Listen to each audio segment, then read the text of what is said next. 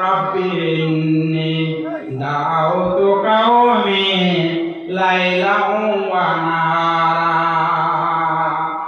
দিনটা 24 ঘন্টা দাওয়াত দিলাম, এরা শুনে না।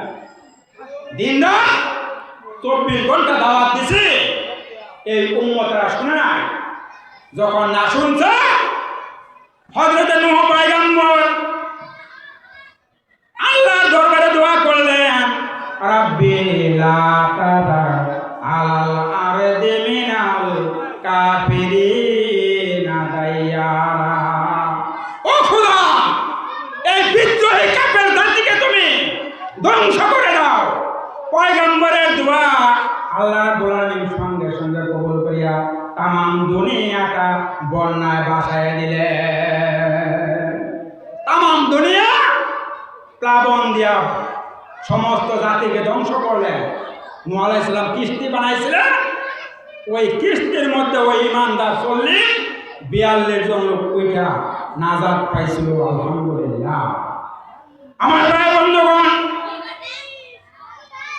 অত্যন্ত মর্মান্তিক ঘটনা খেয়াল করে শুনেন।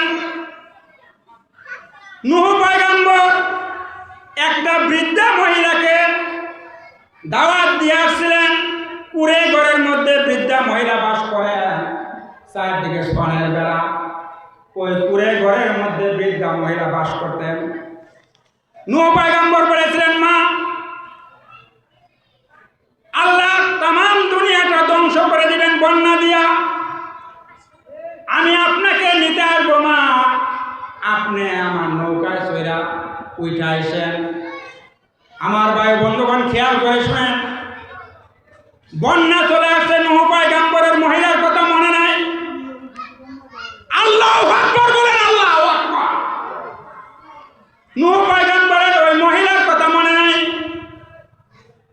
বন্যা যখন শেষ হয়ে গেছে, নূহ পয়গম্বরের সাইয়েদনা নূহ আলাইহিস সালামের মনে পড়ছে, আমি যে বৃদ্ধা মহিলাকে দাওয়াত দিয়ে আসছিলাম আমার নৌকায় চড়ার জন্য। নূহ আলাইহিস সালাম লজ্জায় পড়ে গেলেন। ওই নিশানা ধরে সামনের দিকে আগাইতেছেন খোঁজ নেওয়ার জন্য ওই বৃদ্ধা মহিলা। আমার ভাই বন্ধুগণ, অত্যন্ত দুঃখের সাথে বলতে হয়, এই যে আল্লাহ রাব্বুল আলামিনের কুদরতের কথা আমরা শুনি ঠিকই, কিন্তু নিজেদের মধ্যে আমল আনতে পারি না। কথা বলেন ঠিক কি না? হযরত নূহ পয়গম্বর ওই বৃদ্ধা মহিলার ঘরে পাশে যাইয়া তাকায়া দেখে বৃদ্ধা মহিলা ঘর এবং বৃদ্ধা মহিলা আল্লাহর কুদরতে ওইখানে যথারীতি অবস্থান করতেছে। চিৎকার মেরে বলেন সুবহানাল্লাহ, সুবহানাল্লাহ। নূহ